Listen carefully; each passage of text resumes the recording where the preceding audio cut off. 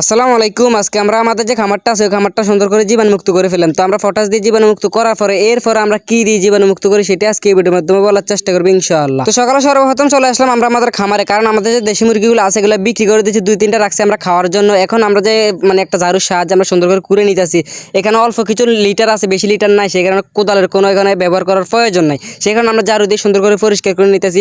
আর আপনারা অনেকে টাইগার মুরগির অর্ডার দিয়েছেন, কেউ 10 দিনের, কেউ 20 দিনের। আপনাদের টাইগার মুরগি ঈদের 15 দিন পরে চলে আসবে ইনশাআল্লাহ।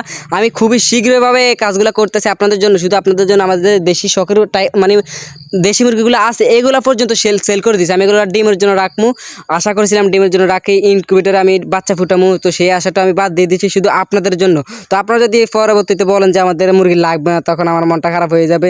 এই আর কি, আশা করি আপনারা এই কথাটা বলবেন না যে আপনাদের মুরগি লাগবে না।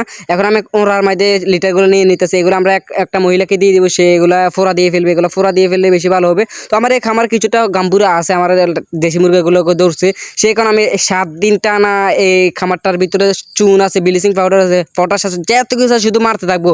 আমি দুপুরবেলা গরম পানিও মারছি, প্রথম গরম পানি মারার পরে এখন মূলত আমরা মারবো পটাশ। সুন্দর করে গুলে নিতেছে, আমরা বালতির মধ্যে পরিমাণ মতন পটাশ নিচ্ছি, পানি নিচ্ছি, নেওয়ার পরে মূলত দিয়ে দিতেছে। আর আপনারা অনেকে কমেন্ট করছেন বা আপনার ক্যামেরাম্যানকে দেখতে চাই। তো মূলত ক্যামেরাম্যান হচ্ছে আমার বাগনি ধরে। আর যখন আমার বাগনি থাকে না, আমি একটা টের সাহায্যে অন্যদিন একটা ভিডিও আপনাদের দেখানোর চেষ্টা করবো। এইভাবে আমি মূলত ভিডিও করি। কোনোদিন সফলতা পাইলে আর কি আমি একটা স্টিল কিনে নেবো, কোনো সমস্যা নাই। যখন সফলতা পাবো ভাই, ক্যামেরাম্যানের কোনো অভাব থাকবে না। এই আর কি, আমি সুন্দর করে এখন পটাশ দিয়ে ধুয়ে নিতেছি। আর আপনাদের কাদের মুরগি লাগবে অবশ্যই ইনবক্সে মেসেজ দিবেন, আমি নাম্বার দিব, আপনাদের সাথে কথা বলবো যে আপনাদের মুরগি লাগবে কি, কয় পিস লাগবে, 100 পিস 150 পিস আমি নিয়ে দিয়ে আসবো। তো এই আর কি, আমাদের বাড়ি হচ্ছে শাহরাস্তির ভিতরে, চাঁদপুর জেলা শাহরাস্তির ভিতরে আর কি। তো সবাই ভালো থাকেন, নিজের প্রতি খেয়াল রাখেন। আসসালামু আলাইকুম।